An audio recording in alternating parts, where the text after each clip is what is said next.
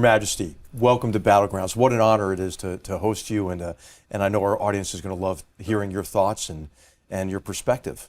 My dear friend, the honor is mine. I'm glad to see you again, and I'm glad to be here.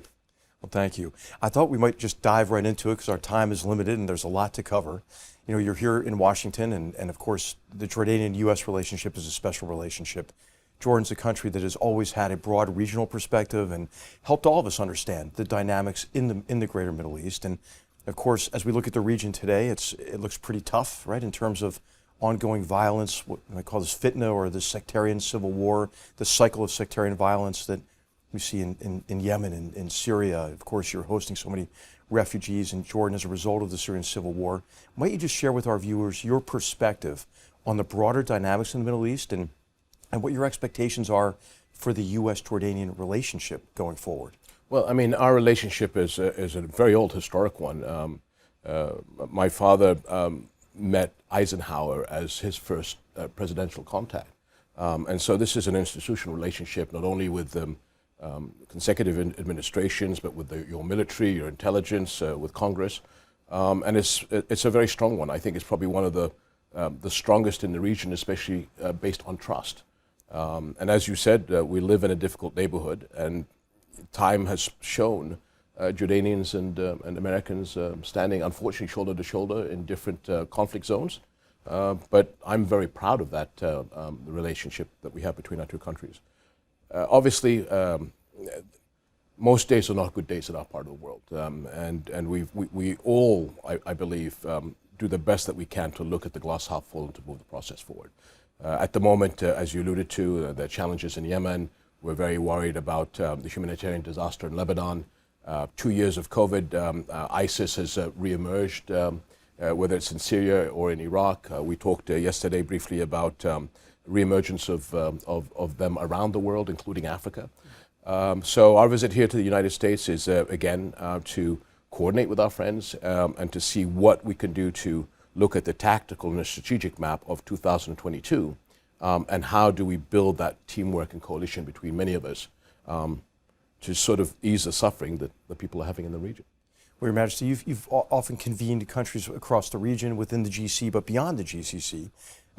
Jordan is a center for military cooperation. You're a military officer and have a strong cavalry background, which I admire greatly. And I just wondered, what is your vision for joint Arab action going forward? And I know that you've convened a number of groups to isolate jihadist terrorists, for example, from sources of ideological support under the Aqaba process. Yes. But might you share with our viewers Jordan's role in the region and what your vision is for joint Arab action? Well, there has been joint Arab action. There's also tremendous cooperation between Jordan and NATO. This is where we in the United States have worked a lot. Under UN umbrellas over many decades, peacekeeping forces all over the world. More recently, obviously, is a coordination between Arab countries against the ISIS threat. And again, you've got to look at the region to see where they are. Syria and Iraq are main battlegrounds for us. That means that they're on our borders. We have conflict on a fairly regular basis with them. But as I think the British vernacular, we have to look at the world, what they call ink spots. So it's the holistic approach of being able to chew gum and walk at the same time and look at the whole globe. We can't concentrate 1 year on Syria, the next year on Iraq, and then ignore Al-Shabaab, Boko Haram in Africa, the challenges that we see in the Philippines with terrorism, and if that links into Indonesia, de-radicalization in Europe, the Balkans. We've just been asked under the Aqaba process to, and again, 2 years of COVID delayed that, but the new task force for our Aqaba process, which brings in the South American countries and Latin American countries. So we all are working together on a global approach to make sure that we can, as I said, chew gum and walk at the same time with these issues. Well, Your Majesty, I think it's such an important vision because our enemies are networked. We have needed a network solution. Exactly. I think it's quite clear. So I wonder if we might talk about an even more vexing problem maybe, and this is the Israeli-Palestinian issue. You visited Ramallah this year, I think for the first time to the Palestinian Authority. There's increasing discussion about maybe a lack of confidence among those who had confidence before in the ability to make some progress toward a two-state solution. What is your vision for the Israeli-Palestinian issue, especially in the wake of the recent violence we've seen Well, I think being soldiers, we all learn never to give up, and so it's no excuse to have issues and then ignore them. I do believe that, and this is not just in our region but the world. 2 years of COVID, people are frustrated and fed up, and with the difficulties for social-economic problems, compounded with food security issues that you and I had talked about before, that's going to only get worse with the Russian-Ukrainian issue. A lot of leaders that I've been talking to recently have woken up to the fact that we need to fix our own problems. There is always the easy way out that the United States will come in and solve all our issues, and many of us have always said we need to do the heavy lifting on behalf of the United States, but talk the talk, unfortunately. What I see in the past several months is Arab leaders coming together and saying, how can we chart a new vision for our region? And it's not just the Arab Peninsula. We're also looking obviously at Iraq, which you have a lot of experience there. They are a vital part of the future of the Arab world. And how do we connect with the Iraqis? How do we solve, as you said, the Israeli-Palestinian issue? Because no matter what relations Arab countries have with Israel, if we don't solve the Palestinian issue, it's really 2 steps forward and 2 steps back, as far as I'm concerned. So we're all working, knowing that the last month was a difficult month. We had Ramadan, Passover, and Easter holidays. But can we afford to go through this again next year? Right. And so I hope that the dust will settle in the next couple of weeks. And then how do we get Israelis and Palestinians to the table? Not because of politics, but again because of dire social economic challenges coming out of COVID and compounded now with Ukraine and Russia. And just making progress on these issues could unleash some tremendous potential, I think, in the region. We're talking about problems, and I have more problems on the slate here to discuss, but could you maybe talk about your vision for economic integration in the region and an opportunity to take advantage of the great promise in terms of the region's resources, and those resources primarily being the very young population in the Middle East? So, absolutely. My discussions in Ramallah, and I've been there several times, and discussion with the Israeli leadership is, obviously we believe in a two-state solution, and I think that's the only solution that allows Israel's integration into the Middle East is when we solve the issues for the Palestinians. Food security, unemployment, poverty is an issue not just between Israelis and Palestinians and Jordan, but further afield. And if you look at Africa, the challenges that they're going to have, we all need to come together in these new resilience pacts to be able to help each other. And so I think the economy, I hope, overshadows political limitations. And how do we break barriers down? Everybody around the world, at the end of the day, the vast majority want a better life. Right. They want to be able to make sure that their families are secure and that we can move forward with hope. But it comes down to us as leaders providing that narrative to the people so that they can buy into it. Your Majesty, one of the purposes of this program, this series, is to help people understand better how they can help build a better future. And when I think of you and Jordan has a positive vision for the future. There are others in the region who do not, and I would put the Iranians at the top of that list, and especially how Iran has continued to foment this cycle of sectarian conflict in a way that I think keeps the Arab world enmeshed in conflict and violence. From Yemen to Syria, you've borne the brunt of much of the Syrian civil war with the refugees that you're hosting in Jordan. What are your thoughts about how to approach the problem of Iran and the continued effort to export the revolution, to threaten Israel through proxy forces and to threaten others in the region? Mustafa al-Kadhimi, our friend, right, who was attacked in a drone attack several times. What can be done about the Iranian problem? I think that is happening on multiple avenues. The Kingdom of Saudi Arabia is reaching out to the Iranians. Gulf countries have dialogue. I'm not too sure how tactical or strategic from the Iranian point of view that is. Obviously, we want everybody to be part of a new Middle East and a move forward. But we do have security challenges. We're seeing border attacks on a regular basis, and we know who's behind that. One of the issues that we're studying at this point, whether people like to hear this or not, the presence of the Russians in the south, in Syria, was a source of calm because they were making sure that we could deconflict. And if you remember correctly, there was a deconfliction center between the United States and Russia in Jordan to make sure that more good days and bad days. That vacuum will be filled by the Iranians and their proxies. So unfortunately, we're looking at maybe an escalation of problems on our borders. So do the politics, the negotiations that are going on between Saudi Arabia, the Gulf countries, the United States, does that move Iran into a more positive light? I hope so. I'm not seeing it on the ground at the moment. You mentioned Russia, and of course, I think some countries in the region have seen Russia as a way to hedge against the U.S. professed imminent disengagement from the region, right? We keep saying we're leaving the Middle East, and I think that has created a tendency on the part of maybe even Jordan, but certainly the Israelis, to hedge with the Russians. But of course, now with this brutal attack on Ukraine, it's tough to be sympathetic to the Russians, I think, from my perspective anyway. What are your thoughts broadly on how Russia's war against Ukraine, the renewed invasion of Ukraine, has affected the Middle East? Different countries will look at it in slightly different ways. I mean, from the Jordanian perspective, the Russians are on our border in Syria. And so that is part of our calculation. The Russians play a role in the quartet, the peace process between the Israelis and Palestinians.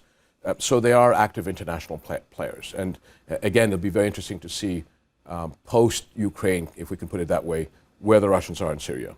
They were, I think, the predominant force. I know that now that gap is being filled by the Iranians. That quite possibly will create more insecurities in the region, so that's something that we have to look at. You touched on a very important point where there is this feeling of America pivoting away from the Middle East. A lot of countries have trade relationships with Russia and China, as they do with many countries around the world. That's I think, pretty normal. But I think the military long-term alliance is always with the West. Do leaders feel that America is turning its back? That is a narrative that is out there. And I think you're talking about the Emiratis, the Saudis. So I think the Emiratis are being put unfairly into a box on that. Again, this is a nation that has spent 30 years in 6 campaigns fighting side by side with the United States. I mean, with great courage and with distinction. With great courage and great capabilities. In Afghanistan in particular. Exactly. And so I don't see that as an issue. But again, I think from an Emirati perspective, you've got to understand that this is a very capable, wealthy country that has investments all over the world. So sometimes I think they're thrown into a corner with a lack of understanding of that relationship. I know the leadership there. I know their long-term relationship with the West. And quite honestly, having been in Europe after the start of the war between Ukraine and Russia, I put it to you that we have a stronger Europe emerging and a stronger European-American relationship emerging. So if anybody thinks that you guys are out of it, you're back in the game big time, I think. And people have to understand that. And I think that's a positive thing on many of the issues that we have discussed. Your Majesty, of course, one of the big grievances for the Emiratis is the Houthi rebels and their connection to Iran and the U.S. decision not to designate the Houthis any longer as a terrorist organization. I think this bothers them.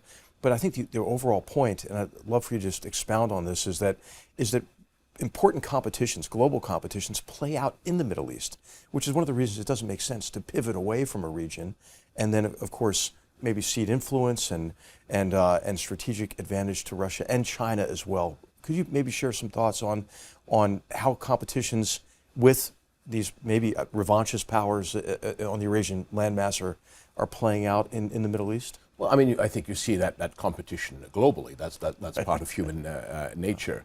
And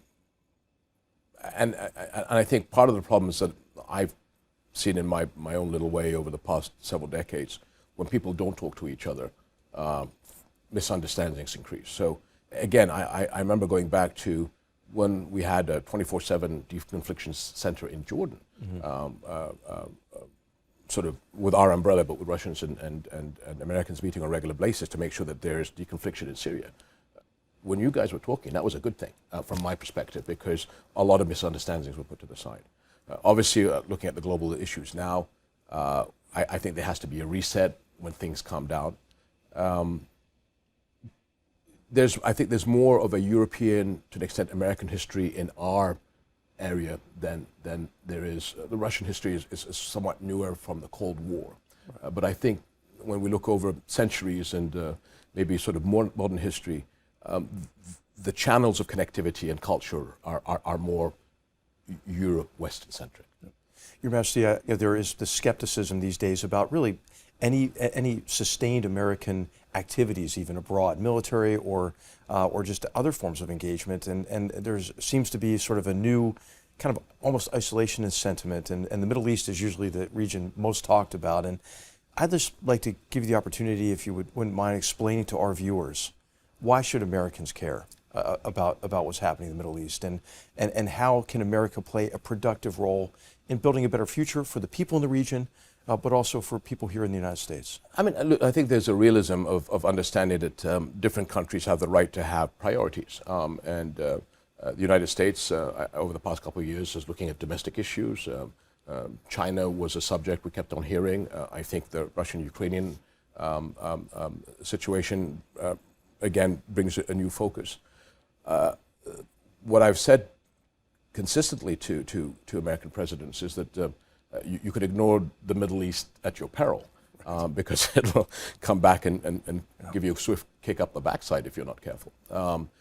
But as I see the new the desire to re-engage by Arab countries to solve the Israeli-Palestinian issue, to move the regional relationship better, part of it because of the challenges that Iran poses, I think this is the right time for America to engage in our part of the world.